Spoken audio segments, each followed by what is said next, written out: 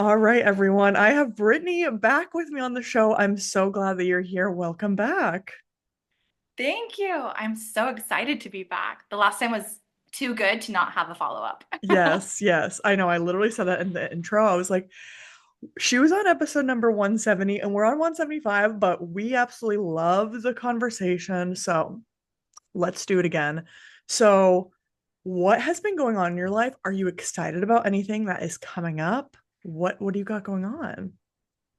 I have so many things so right now it's springtime where I'm at, and I just feel like that's the epitome of my life too. Like the last couple of months have been a lot of internal focus, hibernation mode, really in that like rest and building energy. And Mm. now that like spring is out, I feel like the spring of my life is out. So I've been in creativity Ooh. mode, getting ready to birth some really exciting things for this summer, just being in that flow of openness and blooming, and it's been really exciting. So I have a couple Ooh. of projects coming out this summer. Starting in July is my first one. I have Okay.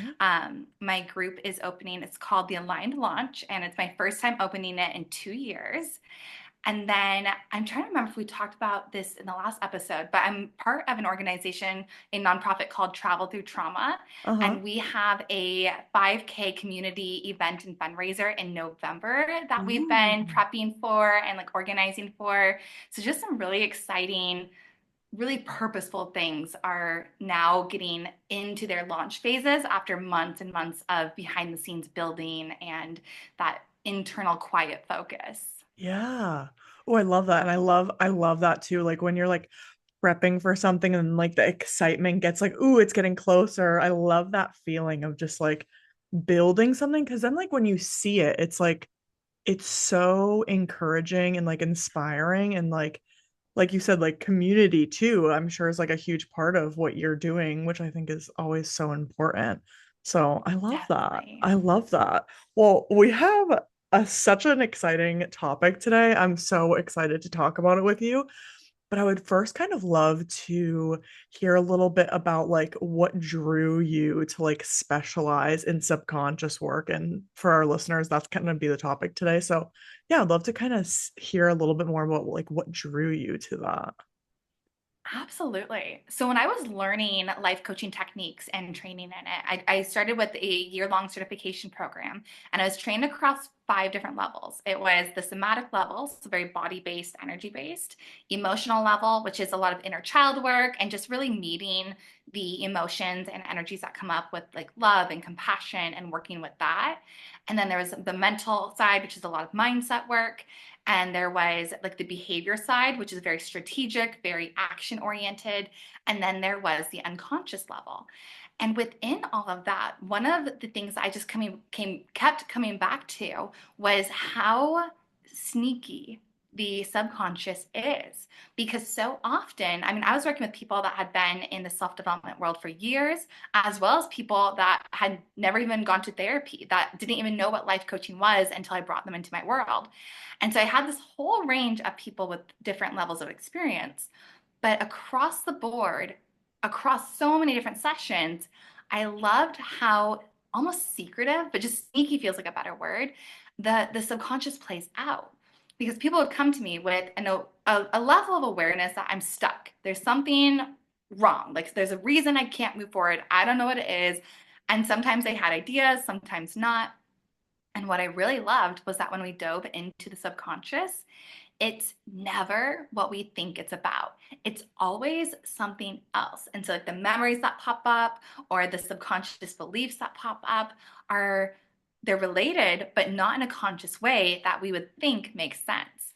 And so, it almost feels like a game of sorts. It's kind of like, okay, let's see what comes up. Let's see what this is really about.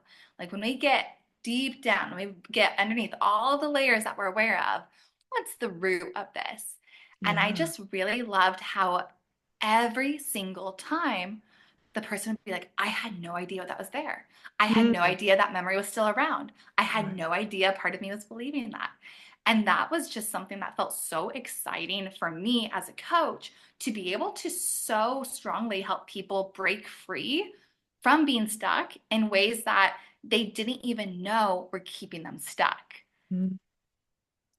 Yeah, I love that. And I think feeling stuck, that's such a relatable feeling. I feel like so many people go through that time where, I mean, it can be so many different things, right? But I think that's a feeling that, I mean, I kind of feel like I've definitely experienced feeling stuck. And that's like a really, like you said, like it's a tough feeling because it's like, okay, well, what's causing that? And I do find that fascinating that you're like, you don't think that, like what you think it is, it's actually not that. It's probably something else. So could you give us like an example of that? Like something that's like you think it's this, but it's really something else. Yeah. So I was working with a coach who was trying to grow her own coaching business, and she was just having a really hard time booking clients and kind of taking that business to the next level. So she was wanting to do more networking and getting involved with other companies and other groups and kind of in more of a collaborative space, but just kept getting blocked in like the execution of it. And she would kind of start talking about it and then would kind of fade out and just was really like one foot in, one foot out, kind of a lukewarm temperature, but she wanted it so badly. And so when we dove into the subconscious to see like what's really here, a memory of when she was in high school came up of when she wanted to try out for the swim team and her parents kind of guilted her into not feeling like she could, like saying like, oh, you should focus on your studies, you should focus on making money, kind of more of that safer route, like the more strategic route. But she really, really wanted to be on the swim team. And so when we are looking back at that memory, she realized that she had created this misunderstanding through a subconscious belief system that if I go for what I want, it's not really what's best for me. And when she realized that, and that this belief had been kind of very, very deeply hidden, been playing out in feeling like I want to go for this. Oh, but that's probably not what's best. She could see why she was had that like one foot on the gas, one foot on the brake energy and was able to start pivoting. And so when we take that memory, you can look back at it with a new fresh lens and be like, okay, what's really happening here? Like what is actually true? What do I want to rewire this into? And then from there, like, okay, I can see the intention of how it was trying to keep me safe and make sure I was accepted by my loved ones. Appreciate the intention, such a beautiful, innocent intention. And that's not how I keep safe. That's not what keeps me from being rejected, anything along those lines. And then using that energy and that momentum to start taking action, even if the feelings still come up, and even if like that doubt and insecurity is still there, you can recognize it for what it's trying to do, why it's trying to be here, but then take a different action so that it's not running the show anymore to get out of the driver's seat.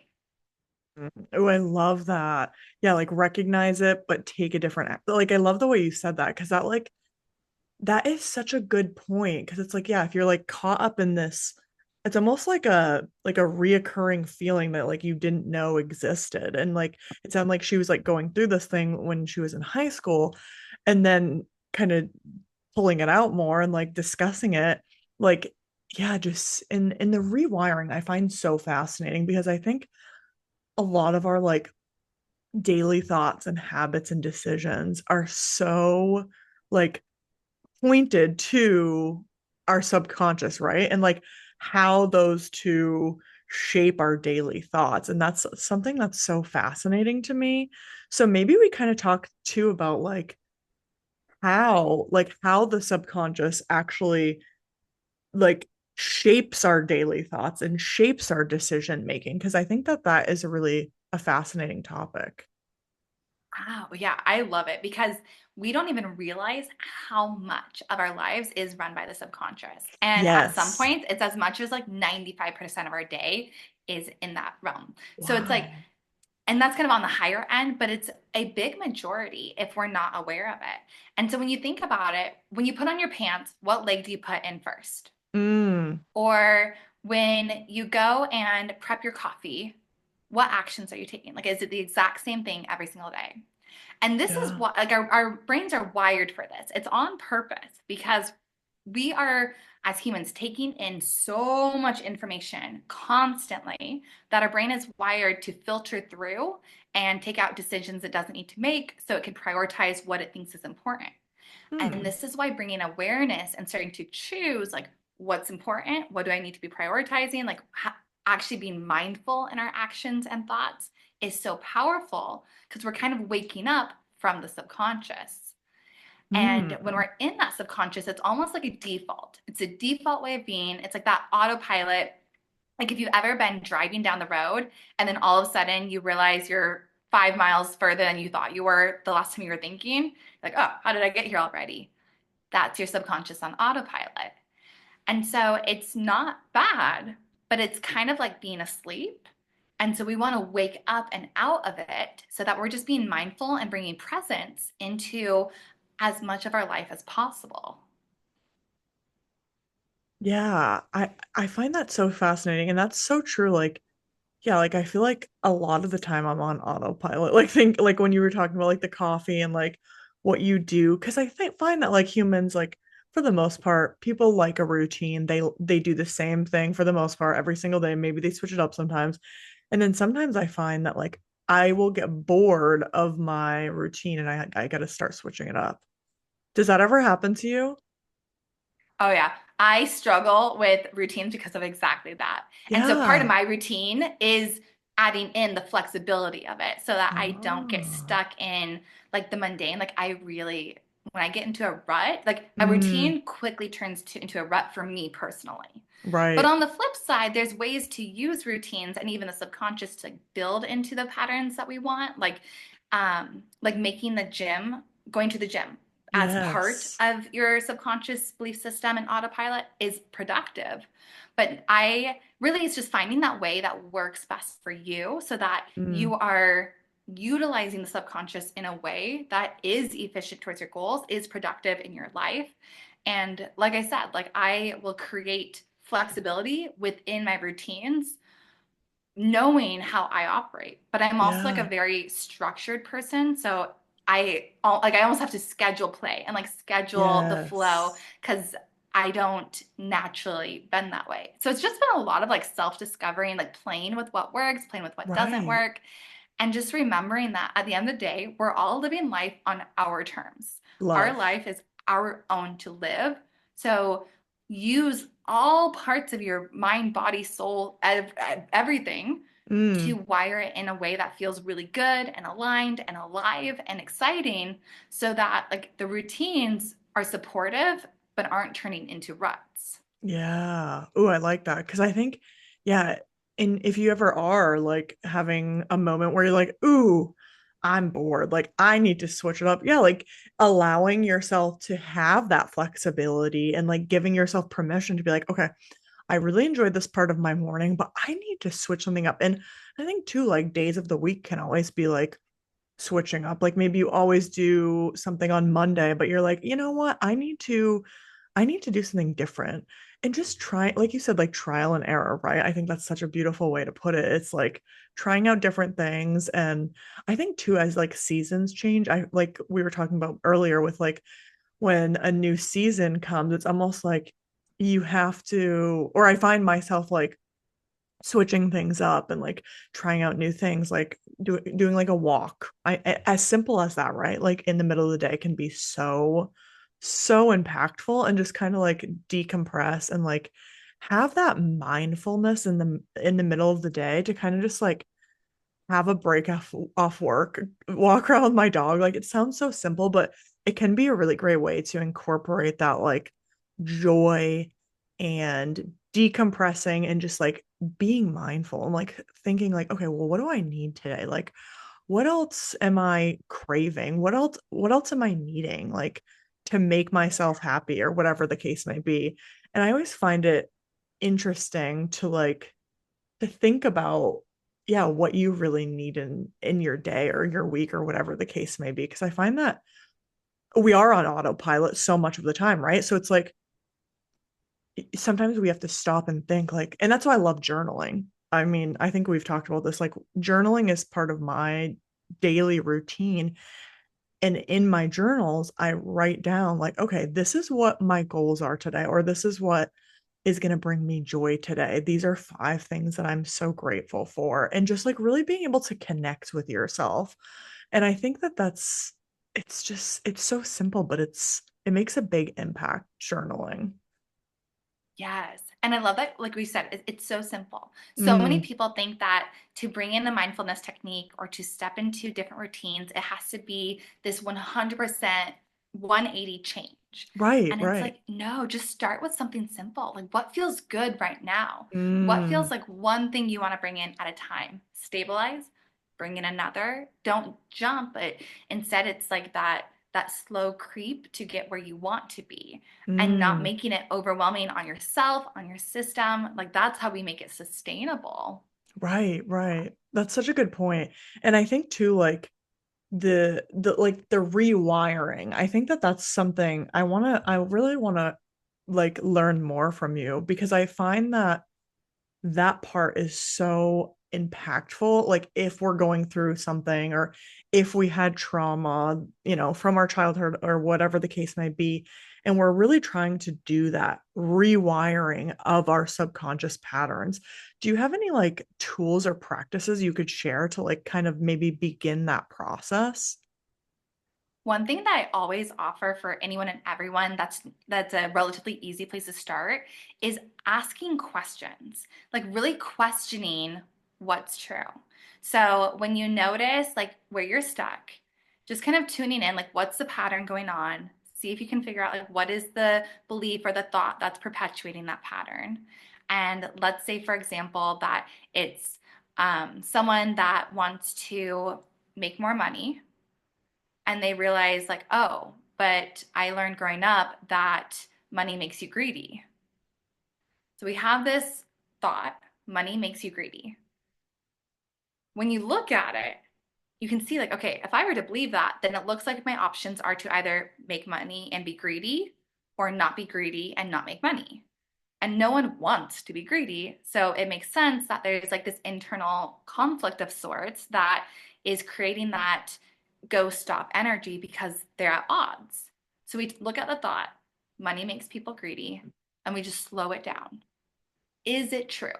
Just yes or no. Is that true? Could you prove it in a court of law that it's true? And asking yourself, like, where outside of the mind, where is the evidence that it's true?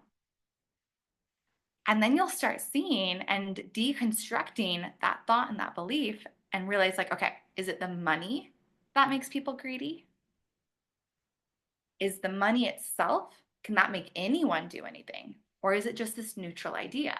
Is it just this neutral concept? And the person takes traits that are already there and uses it from there. And just starting to kind of question the things that we automatically think and believe and always slowing it down, slow it way down, and just getting really, really mindful. And I love the question of like, can I prove this in a court of law? I Because like if that. there's not tangible physical evidence, if the evidence is only in the mind, then the answer is no. Right. Because And our then asking, mind tells us incorrect things all the time, mm-hmm, right? mm-hmm. And Yeah. then from there, when we can start seeing like, okay, it's only my thoughts that are the evidence here, my Uh-huh. only my beliefs that are the evidence. So then it's like, well, what else can be true? Mm, And like using that example, money can be given to help others. right. Money can be poured into charities that are making a difference in the world. Money can be given for scholarships so people can go to different educations and pour into themselves. Mm, And like you just start seeing like what else is true. And then from there, it's like you're deconstructing the like identification with things we don't want to be identified with. In this example, greed. And then it's like, okay, like, am I greedy? Like tuning in. I don't feel greedy. So would money make me greedy if it's not already there? And if I believe that money is this neutral entity that I can use, that it's just a tool. And just by asking these questions, we're breaking down that belief system. And then when we ask, well, what else is true? What am I choosing to be true? Because if we get to believe without tangible evidence one way or the other, mm, choose your belief system. right. So I believe, money empowers people to become X, Y, and Z. Money Yeah. empowers the world. Money offers support and resources and help. Mm-hmm. And rebuild, this is the rewiring, is when you realize like our thoughts and our beliefs that are not based in tangible evidence, rewire that into a thought and belief that is aligned with your values, yourself, and the life you want to build. And then from there, start finding evidence to support that.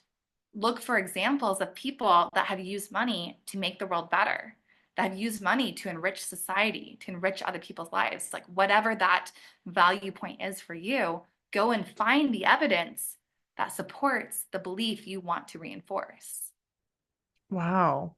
That's so good. And I love that you said like deconstruct the thought. Now, would you recommend people, like, I guess it depends on the person, but when you're asking yourself the questions of like, is this true? And so on and so forth, do you recommend people like writing it down, saying it out loud? Like, is there a preferred method? Or it kind of depends on the person? I would say it depends and like do what feels really good and alive. Mm, I'm a big fan of writing it out. I think that when we put yeah. pen to paper and use that energy, it's almost like I almost visualize it as like you're flowing energy out of you and onto the paper. And Yeah. then I really appreciate being able to go back and look at like notes I've had from years ago when I was like deconstructing different belief systems and thoughts that I had, and Mm-hmm. being able to kind of see like, oh my gosh, look how far I've come. Yeah, the Like, look what I used to progress. believe. Like, yeah, I love that. But I also think that if you're speaking it out loud and Yeah. using it that way and saying like just almost like talking with yourself, that's Right. great too because it's similar. Like you're getting that energy up and out. Mm-hmm. I would I would prefer and recommend things like that over just doing it internally. Yeah, But yeah. really, at the end of the day, there's no right and wrong. If you're Right. questioning yourself and you're choosing to dive into your belief systems and choosing to rewire it, you're already light years ahead of anyone that ignores that or doesn't want to look at that. Or, the ignorance is bliss is a saying for a reason. When we start Right. looking at all of our belief systems and where they show up, it can be confronting. So even Mm, if you're doing it internally, you're already making strides and totally. celebrate that. Start anywhere. Yeah. I love that. Yeah. And yeah, like you said, do what feels good to you and like kind of run with it. Now, if someone is kind of like hesitant to, and I think that this kind of can go for anything. Like if someone is so anxious or nervous about like doing this work, what would you like encourage them? Like good feedback. Like what would you say to them if they're kind of nervous? I would, I have two kind of things I want to offer. The first I would just say is like question, like one fear I have about doing this work is, and see what pops up. This is kind of a backdoor into the subconscious to see like what is it that feels stressful or anxious or nerving about this work. One fear I have about doing this work is, and just trust whatever arises. And then from there, if maybe there's like an energy or there's like the anxious sensations in your chest or in your body, first just start by presencing it. Like that energy, it can be here. There's feedback there. And see if you can see like that anxiety of like, I don't know if I want to do this. How is that energy trying to help you? What does it want for you? How is it trying to support you? And it kind of can seem counterintuitive sometimes, but this is where the magic is because that resistance, there's feedback in it. So maybe it's something where it thinks doing this work is going to be really hard and I don't have the energy for it. Or I don't know if I want to look at all my belief systems. Like it feels like a lot to change it. Or what would others think of me if I change my belief systems? Like, what is it for you? And really tune into like, how is that resistance trying to help you? It is. If it's a part of you, it's here for a reason. So, what does it want for you? And then bring those questions I just asked to that and like really start slowing it down and just saying, is it true? Is not doing my own inner work truly going to keep me safe from other people's opinions? Like Yes. anything like that, just start rewiring it and start thinking about it and just playing with the idea, just Mm, tuning into what else could be true. yeah. And it's not bad. Like anxiety and energy like that, it's not bad that it's here. It's Right. totally normal. And especially if this is something new and this is something that isn't something you've experienced before, like our nervous system is built to feel like what's familiar is comfortable and is safe, and Right. what's unfamiliar is not safe. So Mm-hmm. it's not bad, it's just feedback. There's information in there. And if you Mm. see it just as information and feedback and it's not fact, then you can use that and let it be along for the ride, but we're taking it out of the driver's seat. Yeah. Ooh, that's so good. That's so good. Yeah, just like, yeah, get into the deep dive of like, yeah, like why you're feeling that. And like maybe it will answer your question and you can kind of move forward with like really getting into, with a coach, working with a coach and really getting to the root cause, like you were saying, and rewiring some of these thoughts. Because I think, and I know we've talked about this a little bit of like a lot of these beliefs start, in our childhood development and those years are so important. And I think, something that I've heard of this thing called like inner child work, but there's this place, I want to say it's in Hawaii. There's like this program. Oh, I'm forgetting what it's called now.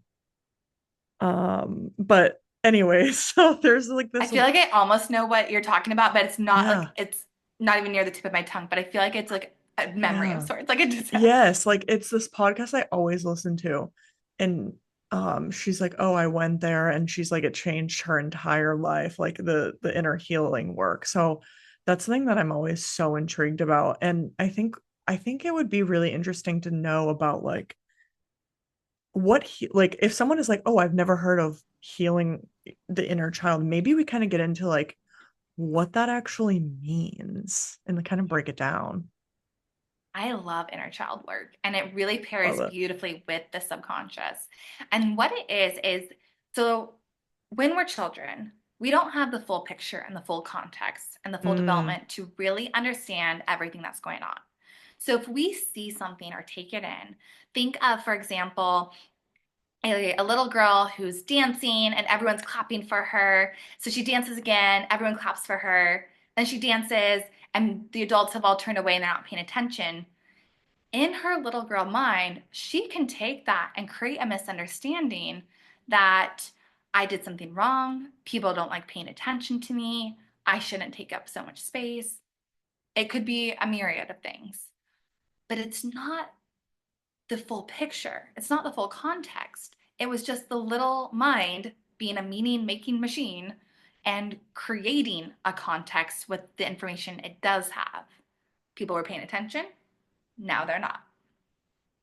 And so this happens in all different circumstances, all different memories. Like it's really across the board because it's not necessarily about the what. All it is just a little one's mind making meaning and misunderstandings because they just have their little lens on it. So in inner child work, it's almost like going back and being the adult, being the parent that that little kid needed in that moment. So, really meeting that little one's energy and just being like, I see you. I love you. There's nothing you could do that would make you not worthy. Like, you are inherently worthy. You, as you are, is beyond perfect. Really just meeting, like letting that little one express how it's feeling. Like, no one cares about me. No one likes me. I can try really hard and it doesn't even matter, whatever it is, letting that energy out and be seen and be witnessed, and then being the adult, the present, mindful adult that the little one needed in that exact moment. And this is a interesting. way that we can, it's so fascinating and it's so healing. It's really insourcing our own healing because Right. sometimes the adults in our lives, super mindful, super present, really loving, really wonderful, and just we're being human. Mm-hmm. And sometimes those adults are not. They're not nice, Right. they're not kind, they're in their own traumatic patterns and are perpetuating trauma, things like that. So we don't want to outsource our healing by needing those adults that were in our lives to be different, to have been different because that's fighting reality. Yeah. So it's insourcing, it's meeting ourselves and being the adult we needed, regardless of who the adults were, what they were trying to do, how they were operating. We give ourselves what we need. Wow. Okay, this is so good. Oh, and I remembered the inner healing work. I think it's called Hoffman. Is that ring a The bell? Hoffman process. Okay, yes. So Is that you the do one? know about it. Oh, Yes. I do. That one's high on my bucket list because I have Yeah. heard, like you said, people, it's life Loved it. changing. Yes, yeah. So I'm like very intrigued by it. Um so what would you say about like if someone is like I want to do the inner child work, but how do I access these memories without getting like stuck or like stuck in the pain? Do you have any tips on like Hmm. maybe how to start that process of like, not getting stuck? Yeah. I definitely want to put like a little asterisk, like it's if you feel like you might go out of the window of tolerance or if like you feel like there might be trauma around it, I Mm, definitely encourage you to like seek a professional that can hold that space for you so that love you it. aren't like getting stuck in any process without even realizing it. Like really make sure you're taking care of yourself and setting yourself up for success based on what you need. So just a little Mm, caveat for everyone listening, like you know yourself best, listen to your intuition, trust resistance, like there's so take care of yourself. mm, And if you feel open to it and like you want to explore and just see what comes up, I always start with like a nourishing anchor point. So before diving into any memories or like the subconscious or anything that's there, start with tuning in to like where do you most feel love right now? Where does it feel really light? And maybe it's a pet, maybe it's a person, maybe it's a place. And really like take a few minutes to almost go into this meditative state of sort where you're really connecting with that energy.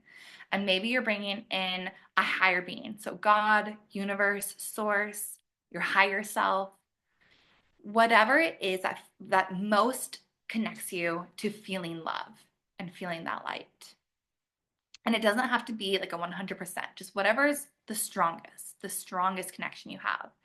And really feel into it and nourish yourself first and set it as an anchor point so that you know you can come back to this feeling at any point. So that if you're in a memory and you're like, nope, this feels like too much, doesn't feel good, I want out, go to, I was gonna say, go to your happy place. I mean, it's a little cliche, but like that's what I mean. Whether it's like the image right. or the pet or the person or the higher being, if you're in a memory it doesn't feel good, connect with that energy, the love and Mm, the light to bring you back out of it so that you are nourishing yourself and you are giving yourself what you need even when we're adults. yeah, And love then it. so that's kind of like the safety setup. It's like really creating a safe space for yourself, whether you're with a professional that's holding that space or you're doing self discovery, making sure that you set up a safe container for it. And then the secret to it all is trust what arises. It's not going to be the memory that we think, it's not going to be something we go looking for. Trust the memory that comes up ready to be met. Because if it comes up, then it's ready to be seen. It's ready to be worked with. We don't need to go looking for anything.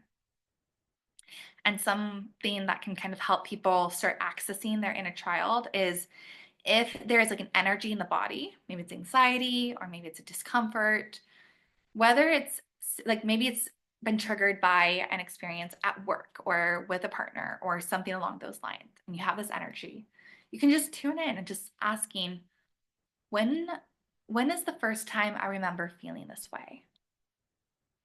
And it might not, we're not looking for the actual first time it happened. We're trusting that to trigger a memory and let it come up naturally. And then from there, we're just kind of observing the scene, witnessing it, almost like playing it like a movie. Like watch what's happening. Like what do we see going on? Okay, little me is in the kitchen, parents are in the other room arguing, just witnessing or just seeing. And then seeing your little self and just tuning into like how are they doing, like starting with, can you see them in love and light? Like do you see them in their wholeness? Like can you see them like this sweet, innocent, wonderful little one? And then I always like to do, like, I'm really big with visuals. So maybe it's like dropping to your knees or getting on their, like, eye to eye with them. And like you're working in the memory. It's almost like you hit, I like, this is how I set up. You hit pause on everything else that's going on except for you and your little one. And then just really meeting that little one with so much love, acknowledging them and validating them. Say, I hear that you feel scared and upset. I hear that you don't understand what's going on. I see you. Like, I want to hear what you have to say. I want to hear how you feel. Everything you're feeling is valid. Like, just what is it that your little one needs from you?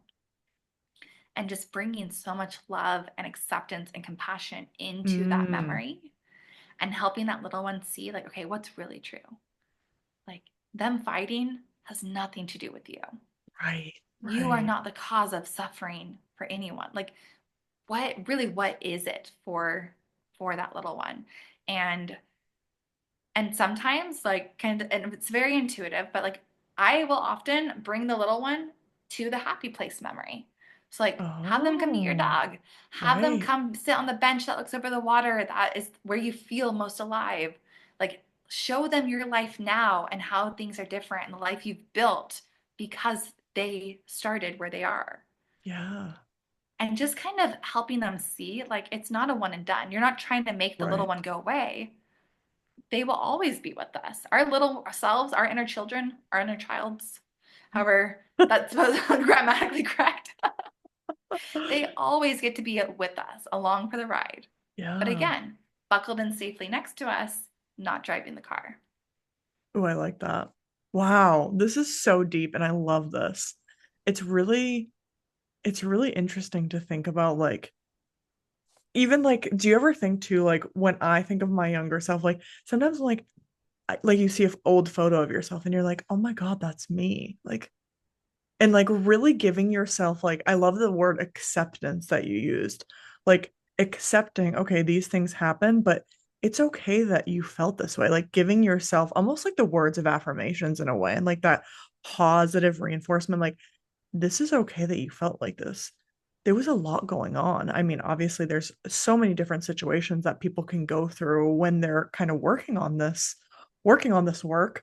Um but I think that, yeah, being so accepting and just like, and maybe even, maybe this is a thought too. I love that you said like maybe getting on your knees and like getting to their eye level, but maybe like also if you have like a photo of your younger self too, like that can be like a really great visual and almost like talk to the image, right? Because that can probably, if someone's a super visual person, that could probably be a really good way Mm-hmm. to really connect more, you know? Absolutely. 100%. Like, yeah, find that picture of your little one and just continue sending so much love to it, especially for those that, like, as adults, it can be really hard to give ourselves as adults grace and compassion and love Right. and acceptance. And Mm-hmm. and it's something where we'll see ourselves in our adulthood and be like, oh, I should know better. I shouldn't be like that anymore. There's a lot of judgment around it. And Mm-hmm. so when we start connecting and wiring together that our little ones are just us in adult forms, Yes. and it just starts bridging that so that we're bringing in the love and compassion that we naturally have for kids into seeing ourselves as adults so that we're just completely reframing ourselves in a more compassionate and acceptance based light, which makes everything easier and smoother and have more flow in our lives. Like, Mm. compassion and acceptance opens so many doors and makes everything move just so much smoother. It's easier to take action, to move towards goals, like to be productive when you're coming from that energy. And I love Mm. the idea of just bringing in that little, like that little one's picture to look at Yeah. it. Or like I have an ornament that I found one Christmas that I bought for myself when I was maybe like 6 or 7.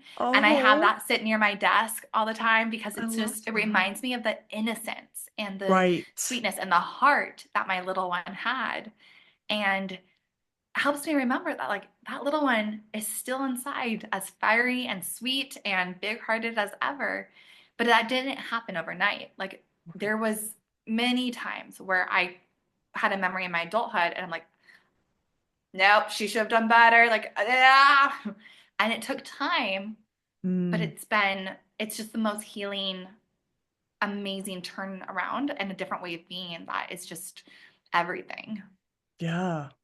Yeah. And I think, and it probably gives people a lot of peace, I would assume. Like, just really being able to accept and like I said, give yourself that grace and that peace of like, it's okay. And like you were saying, like I like how you said, like, I understand what you were feeling. Because I think that the example that you gave about like the little girl dancing, like that is so powerful. And the things that and I'm always very cognizant, like if I'm ever around children, like things that you talk about, like you don't ever want to say to any little kid, like, oh, I look fat in this outfit. I mean, that might be a very small example, but that's something that I'm always aware of with like my niece and nephew. Like that's something I find that is so important to like watch what you're saying, even to like if you're talking to an adult, like the little ears are always listening. I mean, some of the shit that I heard when I was a kid, I will still remember to this day. And it's just like being Yeah. aware of how you're presenting and what you're saying and like how it can be taken and really, I mean, I don't have kids, so like this like I have a lot of kids in my life, but it's something that I'm very cognizant of, and I think that is a big factor in like just being aware and that's also really that's an interesting thought too, just like making sure the little kids around you are growing up to be confident, happy, if they tell you something or talk about something, like not being judgmental and giving them, that grace too. Absolutely. Kids are like sponges and they are soaking Exactly. up everything. And so Right. it's so like being mindful and being really aware of like of our own projections and how we're holding those spaces for kids. Like this is how we change generations. This is how we heal Yeah. lineages. And by like I think back to my parents and the different inner child experiences I've had as I've healed my own inner child. And it Mm, wasn't them trying to be anything other than like they wanted what's best. Like I'm thinking right. specifically, I have a memory where I didn't get 100% on a spelling test when I was like 7-ish Mm-hmm. and essentially like got in trouble for that and had to practice for hours. And like it was because there was this expectation of excellence and that the Right. intention there, I can see with adulthood, my adult eyes, I'm like, oh, the intention was for me to do great, to be Yeah. excellent, to perform my best, like of course. But as a little child, I made that mean so many things that needed to get unwired in my Right. adulthood because I was playing them out without even realizing it. And so it's Mm, not, and I don't say this to any parents that are listening, it's not something where you start judging yourself and start like right. helicoptering yourself. It's just tuning in and just being Mm, mindful. Be so yes. mindful of what does your little one need? And are you reacting or are you acting? Like Mm, making sure that you're not getting triggered by whatever's going on with your kids and then reacting from that space, but instead right. like do your own work so that you can just come to your kids in complete love and acceptance and compassion and parent them from that energy versus a pushing or intense energy that you grew up with. Just always being Mm, mindful of our own projections so that we're not recreating those and especially for kids. right. Right. Yeah. Because they say that all the time. Like, if you're a parent, like you will most likely parent different than what your parents parented you. Like, I've heard that so many times of like, oh, well, I want to do this better. I want to do this differently. And just, yeah, like tuning into that energy. I like the way you put that. Now, what about unmet childhood needs and how that could manifest in like our relationships, our romantic relationships? Because I find that that could probably be a big one that we could potentially tune into and kind of rewire. Yeah. I think that our relationships, and especially romantic relationships, are completely being played out of those like subconscious wounds that we don't even realize are there and are so often connected like with our parents. And I'm sure so many people listening can see this, at least at some relationship in at some point. their partner reminded them of one of their parents. And there was like that type of energy. And really, like, it's not bad. Just see it as an opportunity to get free of that old programming. And like when we get triggered by something, like use that trigger to work it. Like what's there that you're making it mean? Like what's there that's reminding you of something from childhood? Like is it that your partner doesn't help you feel heard in the same way that your parents didn't help you feel heard? Or is it that your partner doesn't believe in your dreams in the same way that your parents didn't believe in your dreams? Like where are the mirrors? Where are the similarities? Like where are the patterns? And use that to break free so that it's no longer controlling your relationships. So it's no longer impacting your relationships. And instead, it's just a new upgraded operating system of sorts. It's tricky and it's confronting and it's Right. not necessarily fun. And I do say this with experience. My last serious relationship very much healed my wounds with my father, or like gave me, Okay. I guess I That's should say, good. gave me the opportunity to heal those wounds that came from my father, because there was just a Mm, lot of similarities. And then it helped me to choose a different path, like choose a different right. awareness around relationships. And it kind of comes back to the nervous system. Like we are so wired to lean into what's familiar because that's what it thinks is safe. And Right. so it's not it's yeah, it's really having awareness of that, because when our nervous system finds a partner that reminds us of what we knew from childhood, that's not necessarily safety, that's familiarity. That's Mm, different. yes. And then we bring that awareness, we do our own inner work to heal the inner child and to start rewiring the beliefs around it. Like, I'm trying to think of any specifics. Even something as simple as my partner will believe in my dreams if my dreams are good enough. Mm, Like that's a loaded one. Like really start yeah. deconstructing that. And then from there, we are choosing our new belief systems. That's part of the rewiring. And it's like I said, we're going through like a systems update of sorts. Mm-hmm. And the I would say, at least in my personal experience, one of the hardest parts of it was having the trust in myself and in life to like, because in my experience, when I went through that upgrade, the relationship didn't come along with me. That's fair. Healing those inner wounds took me out of what made sense for the relationship anymore. Right. And then from there, I was able to start creating like maybe not new patterns, but just new choices, like new ways of being, new standards, a new awareness of what I choose in my relationships, what works for me, what Yeah. doesn't. But it came because I was had the awareness and I was mindful and present and making those like embodied choices, no Yeah. longer operating from an outdated way of being and a nervous system that was looking for what was familiar. Yeah.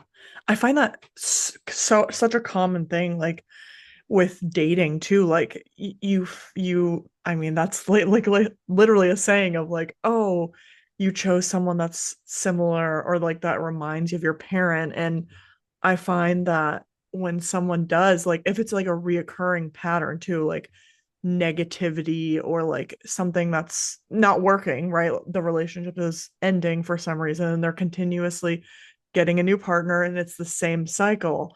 I find that yeah, that could be a really good point of like, okay, let's pause. Let's figure out what my beliefs are, what is maybe causing me to choose a partner that I don't know, maybe is an alcoholic because my father is one. That's a big one for me. Um, or maybe I continuously choose someone who is emotionally unavailable. That's also a big one that I think a lot of people go through in dating and like hoping to change someone, right? I find that that's such a common feeling of like, oh, well, I they don't want a relationship, but I think I could make them want one. That's a Mm-hmm. tough one. And that is totally that, like that subconscious programming playing out, probably something Right. from childhood where it's like, well, if I do enough, if I'm good enough, if I Hmm. try hard enough, I can make it work. I can change them. Like they'll pay attention, they'll care, they'll change if I'm good enough. Mm-hmm. And it's like it's rewiring that and breaking free from that. Just it's the biggest gift anyone could give themselves. Yeah, Because at the end of the day, we cannot control anyone else, and exactly. others' actions are not any indication of our worth. Yes. Love that. Yeah.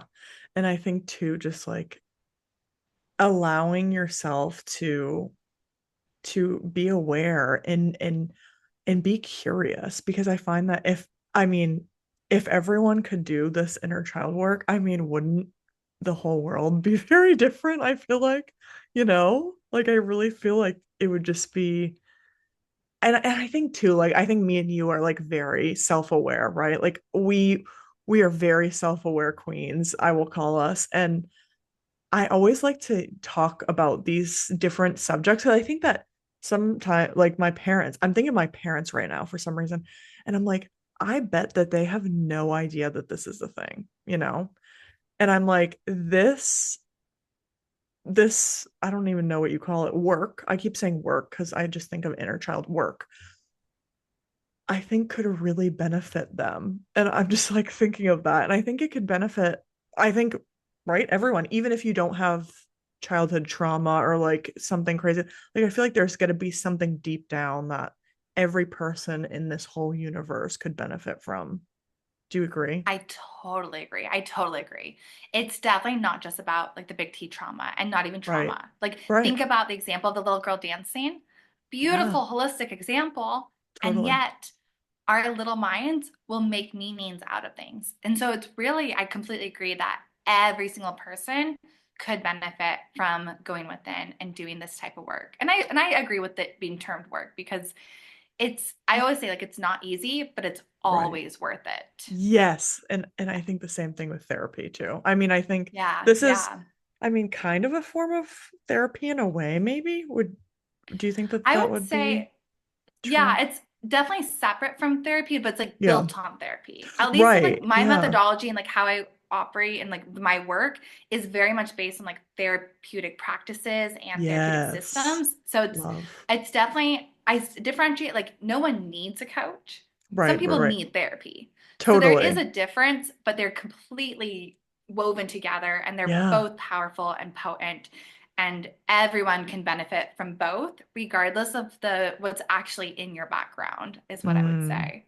And yeah. for like because you brought in like the parents, I see this so often where older generations will just think like, oh, like you can't teach an old dog new tricks, like that type of energy. And my question is like, why not? Yeah. Anyone at any age can do anything, I love that. including rewire, including inner child work, including XYZ. In the same way that people in their 80s can go back to university, they can Mm-hmm. start therapy, they can go see a coach, they could start a business. Like, Yeah. don't let age be anything other than just a number based on the year you were born. I love that. I That was love that. so good. I love I, I love that that. so much. It's so true. Like, it's so true. Don't let age ever dictate what you can or can't do in this world. Because I really think if you set your mind to something, do it. Try it out. Try something new. Don't let that fear get ahead of you, you know? Yeah. And it's never too late to start feeling better, to start feeling more free, to feel more Yes. peaceful, to feel more powerful. It's just because it's always been one way, why not do it a different way? Why not? Yes. And then Totally. at the very least, you're choosing to not. Like, at least Mm, own it's a choice. And not everyone wants to do this work. Not everyone's interested in it. Not right. everyone is ready for it. And that's okay. That's totally okay. But at least owning, like, I don't want to, or I'm going to. I Yeah. choose to, I choose not to. Not saying, like, oh, Totally. I can't, too old, anything along Yeah. those lines. Like, you don't have to, but yes, you can. Yes. I love that. Any last thoughts before we get into our game? I just want to share that there's been a theme I've seen over the last couple of weeks that has just been so powerful in a lot of my conversations. And it's this idea that we never know the seeds we're planting. We Mm, never know how we are impacting those in our communities, in our lives, in our worlds. And so, even just by taking feedback from this conversation and like, what is one thing you can do today to integrate what you've heard? One thing you can do today to make even a little bit of a shift. yeah. And from that, we have no idea the ripple effects we're creating. And so own that. Like every single listener, you and I, we are all creating our own ripple effects all the time. Mm, And it's not a responsibility to know how it all plays out, but just knowing that like you do make a difference. You do have an yes. impact. And it's not, we might not know what, we don't, might not even know what plants are being seeded, but Mm-hmm. just trusting that like we're planting seeds, we're having an impact, like believe in all of it. I don't know. I just wanted to share that. That just No, came that's through. so beautiful. That's beautifully said. Thank you for sharing that. Okay. Are you ready? Are you ready for I the am so game? ready. Okay, this is a good one. This or that. Okay, so the first one is journaling or meditation. Ooh, meditation. Meditation, love it. Um, would you prefer books or podcasts if you had to for the rest of your life? One, choose one. I say books. Books. Do you prefer to cook at home or go out to eat? Go out. Go I'm out. such a bad cook. That's totally fair. Um, do you prefer or would you prefer a beach vacation or a mountain retreat? Ooh, a mountain retreat. Mountain, love that. Do you prefer like early mornings or like slow, relaxed evenings? Early mornings. Early morning. Deep convos or playful banter? Deep convos. Love, I love want to that. hear about everything deep the moment we meet. Yes. Yep. That's kind of same with me. I'm like, let's get into it.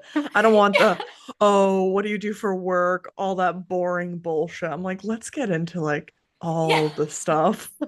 I'm such a deep diver. I love that. I love that. What is worse, laundry or dishes? Dishes. Dishes. Mm-hmm, I agree. Um, would you rather have a new shirt in your closet once a week or new shoes in your closet once a day? Shoes. Shoes. I love shoes. I do too. I love shoes. I'm the same way. Okay, so would you rather have like a personal chef or a personal housekeeper? Oh, I'm gonna go with the chef. That's a Chef. good one So they though. can they can whip you up something delicious. Love that. Um, do you prefer texting or a phone call? Phone call. Phone. Ooh, okay, we love that. Yeah, I am not a texter. The people, my world people, like they know I don't text, but Love I that. love the phone calls where you can just hop on and it's like it was yesterday the last time you talked. Yes, yes, Those are I my love favorite. that. I love that. Um, would you rather create a new day of the week or create a new language? Oh, ooh, that's interesting. I kind of think a language. A language. That's so cool. Wouldn't that be Yeah. cool? Yeah, that would be cool. I definitely tried when I was a kid. Like tried I making it love out and like it. had our own like little secret systems that my sisters and I would have. And That's so cute. I love that. Oh my gosh. Well, this was incredible. I absolutely loved all of your wonderful insights. So thank you so much for sharing. Please let her know where they can connect with you, find you, have everything you got going on. yeah, come say hi to me over on Instagram. My handle is Brittni.Cosgrove. Brittany's a little different. It's Brittni. You can also come find me on my website, brittanycosgrove.com. And when you come say hi, I would love to hear like the takeaways, the insights, what stood out from this conversation, any practices you go and try on your own. Like, I just want to hear what stood out because this was a really powerful conversation. Yay. Oh Another my one. These are gosh. just so good. I loved it so much. Well, thank you again so much for being here. It was such a pleasure having you back on the podcast. Yes, thank you for having me again. So good to be back.